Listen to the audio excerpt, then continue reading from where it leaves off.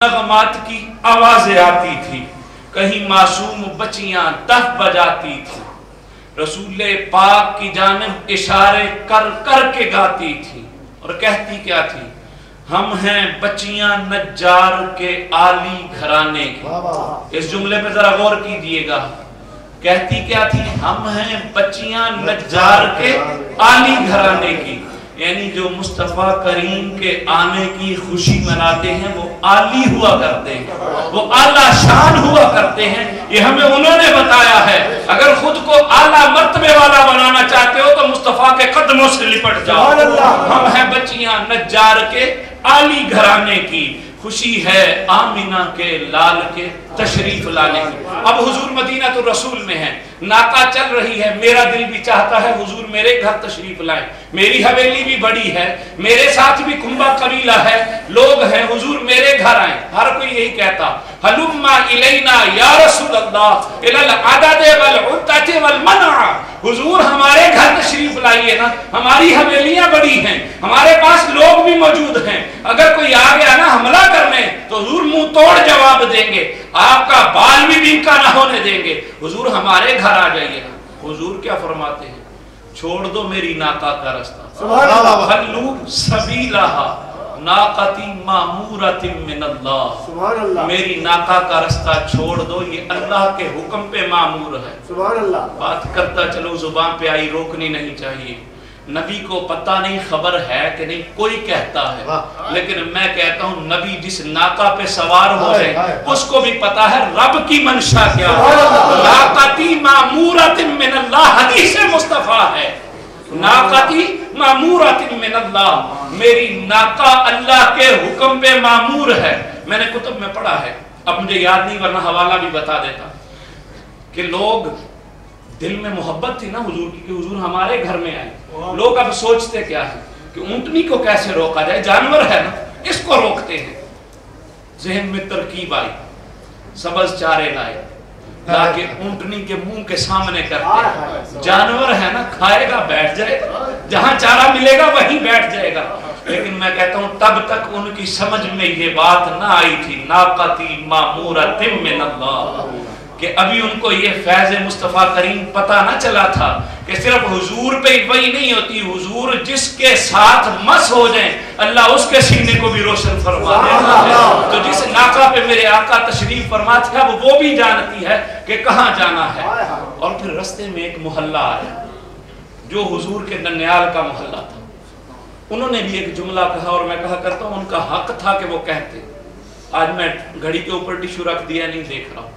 हलुम्मा इलैना इला अखवालना, पहले सारे कहते हलुम्मा इलैना, ये कहते हलुम्मा इला अखवालना या रसूल अल्लाह, हुजूर ये तो आपके मामुओं के घर है ना, यहाँ तो तशरीफ ले आइए।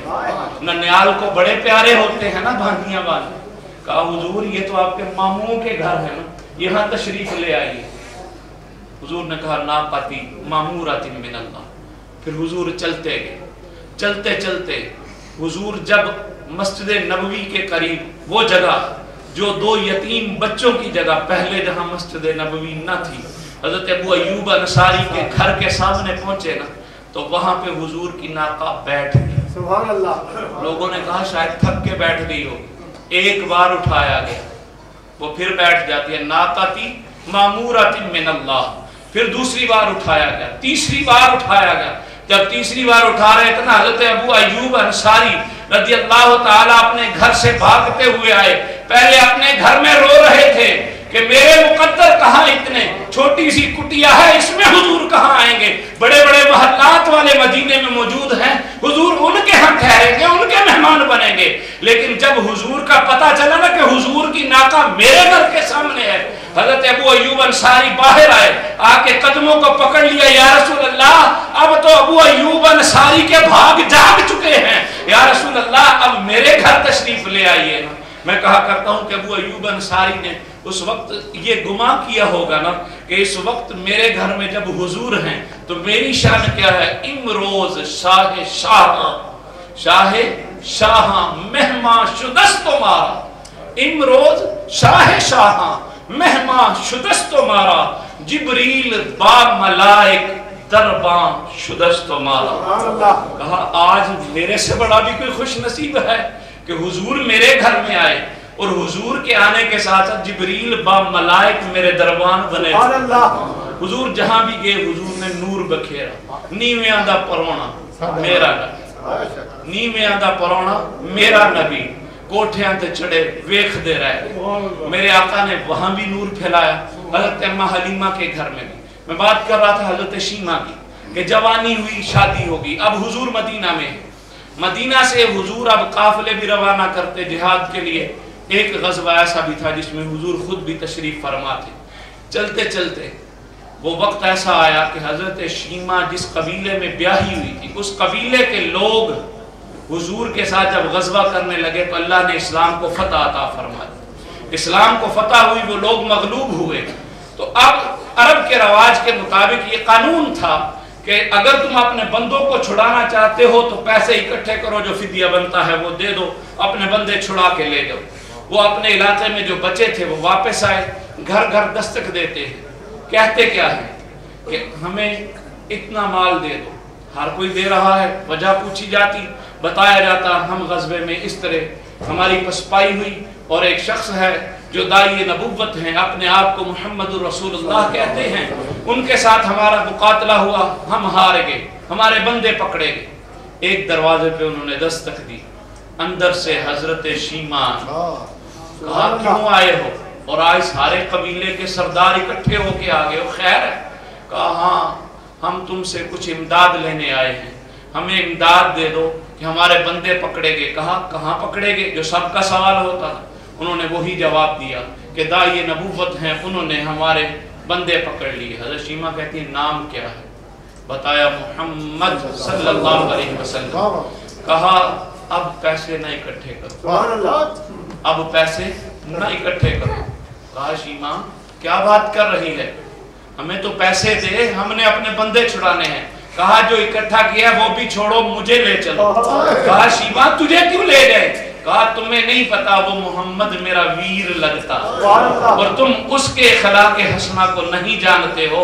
میں تمہیں بتاتی ہوں کہ حضور کیسے ہیں, مجھے ساتھ لے چلو. جب حضور کو لے کے نکلے نا, حضور کی بہن شیمہ کو, حضرت شیمہ حضور کے خیمہ نوری کے پاس پہنچی.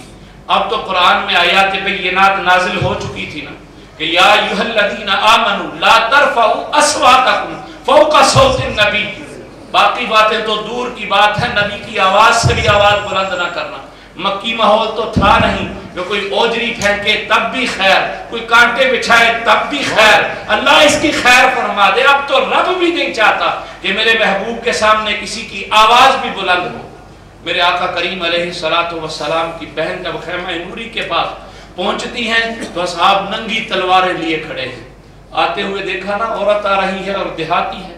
جملے یہ تھے کہ اگر تو آگے قدم بڑھا رہی ہے تجھے پتا ہے کہ کس طرف جا رہی ہے. اے دیہاتی عورت رک جا وہیں پہ, ایک قدم بھی آگے نہ آنا.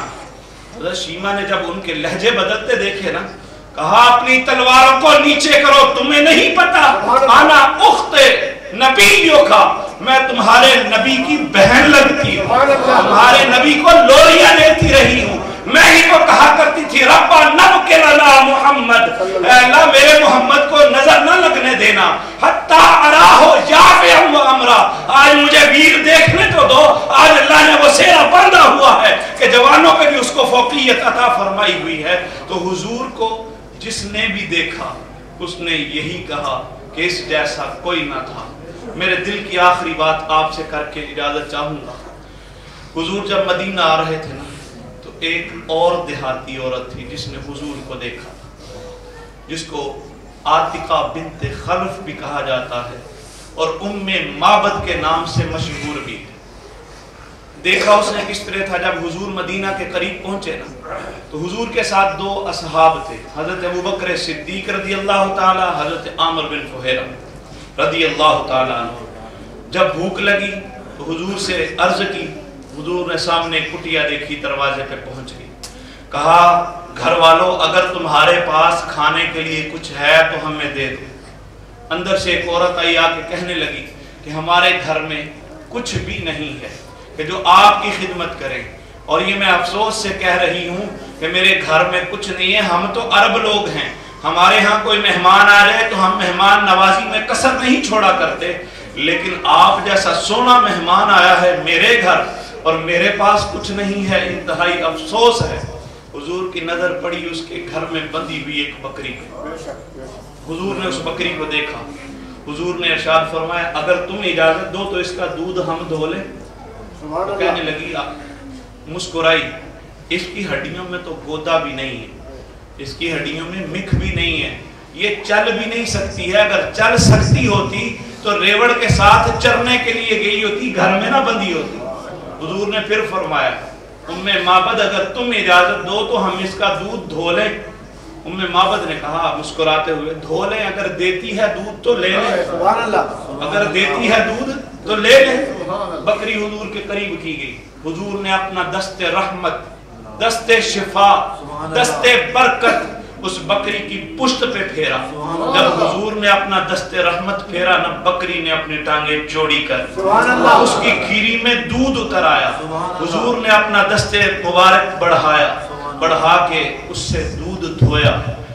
معبد کو اب فرماتے کیا ہے؟ راوی لکھتا ہے کہ جب حضور دودھ دھو رہے تھے تو جھاگ اٹھتی تھی، اور جو لوگ یہ دودھ دھونے کے عمل کو جانتے ہیں نا وہ یہ بھی جانتے ہیں کہ جھاگ کب اٹھتی ہے، جب دودھ کے پریشر زیادہ ہو یا اس کی ویسے کثرت ہو تب جھاگ اٹھا کرتی ہے۔ تو معبد سے حضور نے فرمایا معبد یہ برتن جو تو نے پہلے دیا تھا وہ فل ہو گیا، اب اور لے آ۔ معبد اور برتن لائی۔ کتب میں ملتا ہے کہ معبد کے گھر کی تھالیاں بھی دودھ سے بھر چکی تھی۔ اب حضور نے خود بھی نوش فرمایا، معبد کا بچہ ہے اس نے بھی نوش فرمایا، معبد بھی، حضور کے دونوں اصحاب بھی، انہوں نے پیا۔ حضور اب چل دی۔ حضور جب چلے نہ کہا جزاک اللہ، اللہ تجھے برکتیں عطا فرما دے، جزا عطا فرما دے۔ حضور جا رہے ہیں، اب معبد ٹکٹکی لگا کے حضور کی طرف دیکھ رہی ہے۔ میں کہا کرتا ہوں کہ معبد اس وقت دیکھ کیا رہی تھی؟ ایک تو پہلے حیرت میں ڈال دیا، اب جب قدم اٹھاتے ہیں زمین قدم چومنے کو آتی ہے۔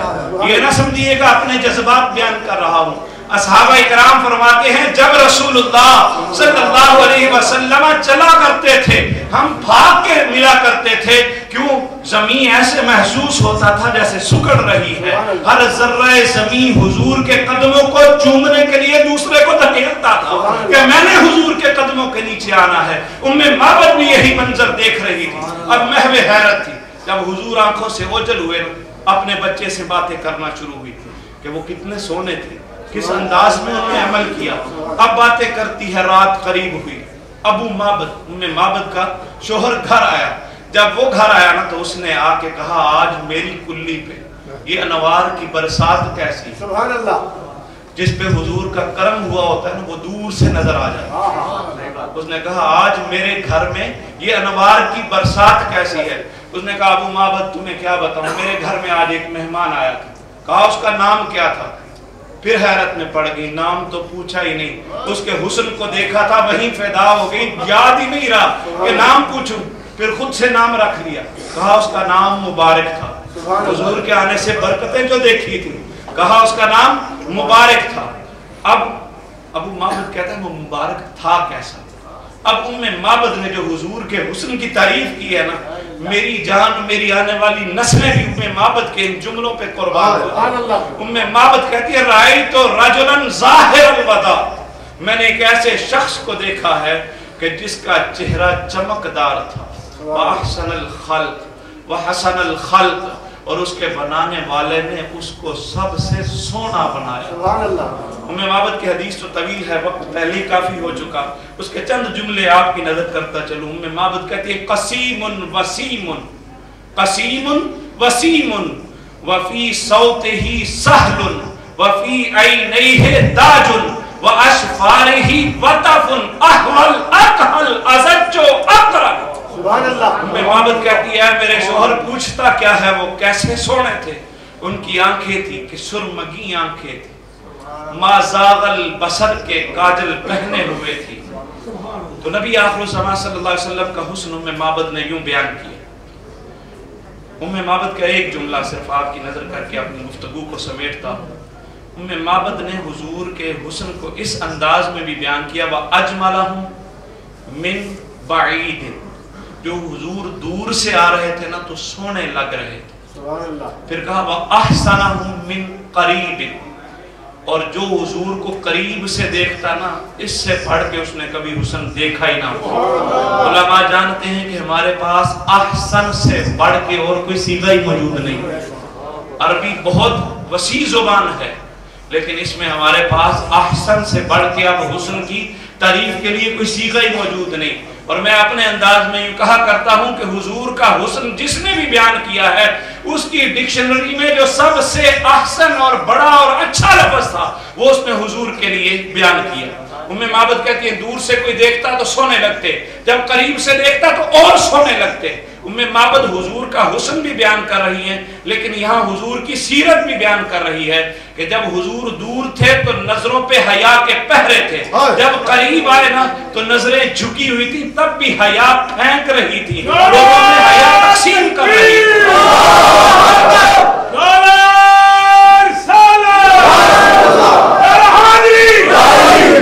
ایک علماء نے اس کے بہت سارے مفہوم بیان کیے. ایک مفہوم میں بھی آپ کی نظر کرتا چلتا ہوں. وقت کی قلت، اذان کا وقت قریب، دل نہیں کر رہا کہ آپ کی محبتوں کو چھوڑ کے میں اپنی گفتگو کو ختم کروں، لیکن معبد نے جو جملہ کہا نا وَأَجْمَلَهُمْ مِنْ بَعِيدٍ وَأَحْسَنَهُمْ مِنْ قَرِيبٍ، اس کی ایک شرح تو یہ بنتی ہے جو قریب سے دیکھتا وہ بھی سونا کہتا، جو دور سے دیکھتا وہ بھی سونا کہتا. اور دور و نزدیک کی کہانی سنتے ہیں کہ وہ ہے کیا. جس نے قریب سے دیکھا تھا نا اس نے میرے آقا کریم کے لیے یہ جملے کہے. حضور کو دیکھا پھر چاند کو دیکھا.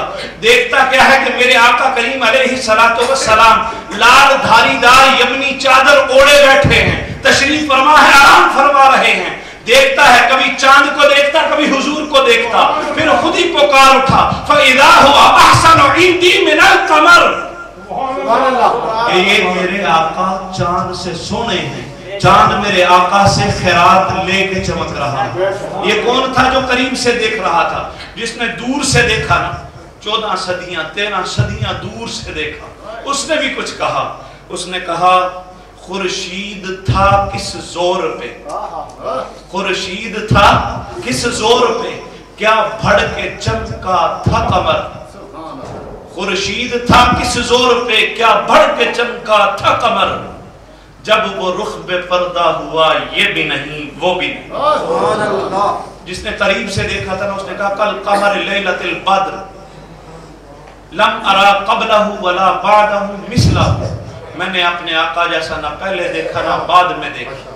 اور جس نے 13 صدیوں کے فاصلے سے دیکھا نا اس نے کہا مکھ چند بدر شاشانی ہے، متھے چمک دی لاٹ نورانی ہے.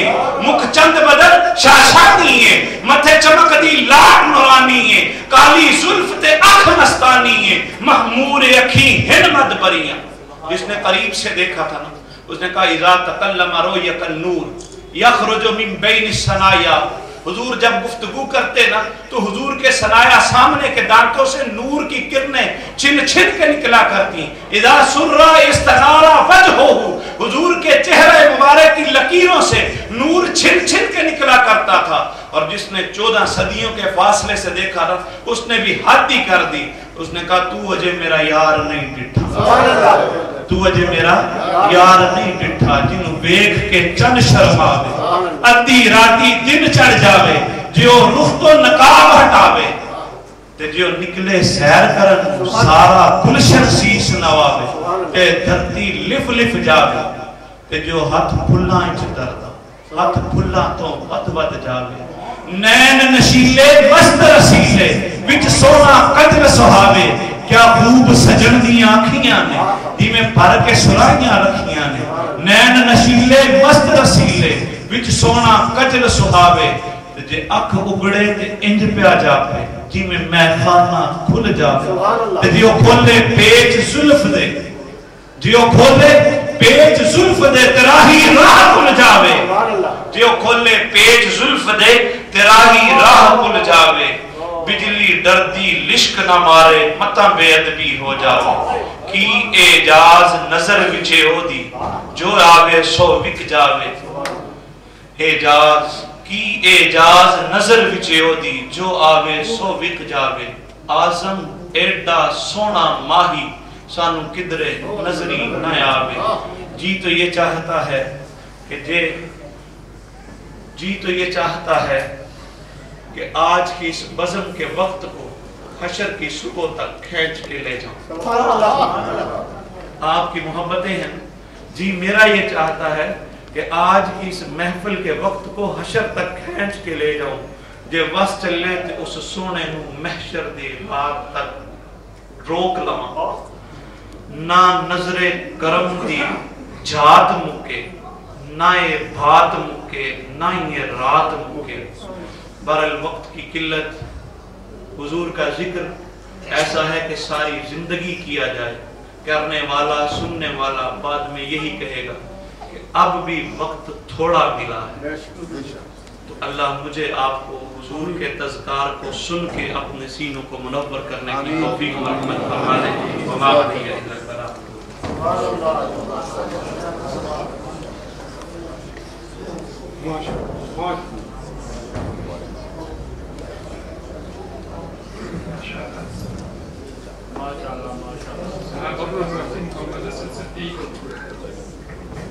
نقشبندی صاحب اپنے خطاب سے ہمیں دعوے کر رہے تھے.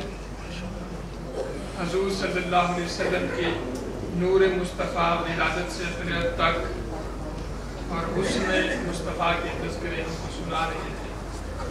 معزز حاضرین کرام، ہمارے درمیان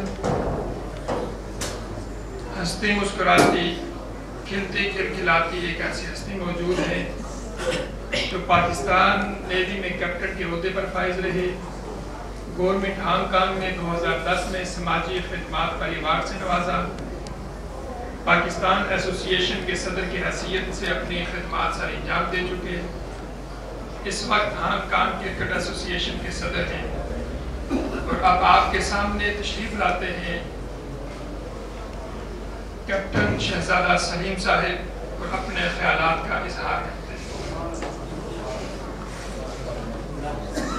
بسم اللہ الرحمن الرحیم. السلام علیکم ورحمۃ اللہ وبرکاتہ. خیالات کا اظہار تو ہو چکا ہے اور ہم سب محظوظ ہو چکے ہیں. میں اپنا فریضہ انجام دوں گا آپ لوگوں کا شکریہ ادا کرنے کا.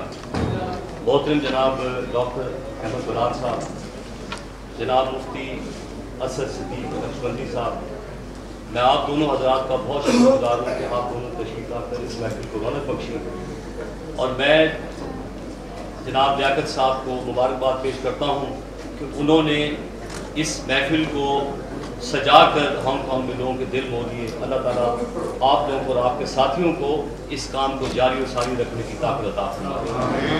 علماء کرام یہاں پہ موجود ہیں جو ہمارے دل کے بہت قریب ہیں. تینوں حضرات سامنے بیٹھے ہیں. اللہ آپ تینوں کو بہت خوش رکھے. آپ نے آج بڑی اچھی باتیں کی، بڑے اچھے دلائل پیش کیے اور تمام سامعین بیٹھے ہیں. میں ان سب کا بھی شکریہ ادا کرتا ہوں کہ آپ لوگ یہاں پہ تشریف لائے.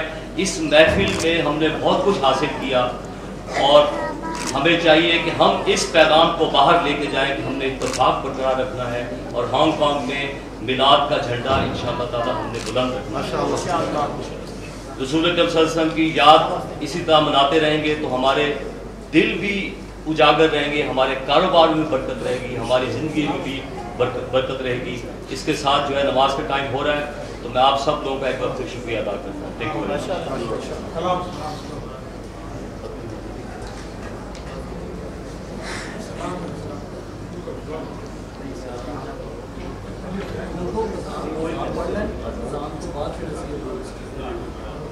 اذان ہونے کا وقت ہو گیا اور اذان کے بعد سلام و دعا. آپ تشریف رکھیے. اذان کے بعد 5 منٹ کا پروگرام ہوگا پھر نماز. الرحمن الرحیم. جب الحاج گلزار حسین ساگر کشمیری صاحب جو پاکستان اسلامک ویلفیئر یونین کے بانیوں میں سے ہم نے کہا کہ میں اپنا وقت جو وہ میں وقت دینا تھا وہ دے دیتا ابھی اس وجہ سے کہ سلام پڑھا جائے اور سلام کے لیے میں دعوت دیتا ہوں محترم حافظ عدنان سیالوی صاحب کو کہ تشریف لائیں اور سلام پیش کریں.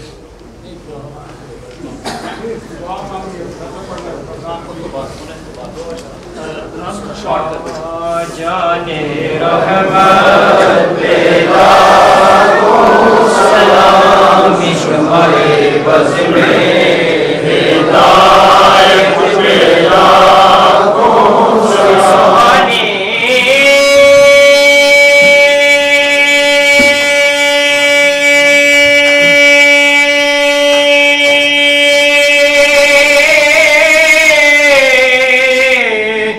घड़ी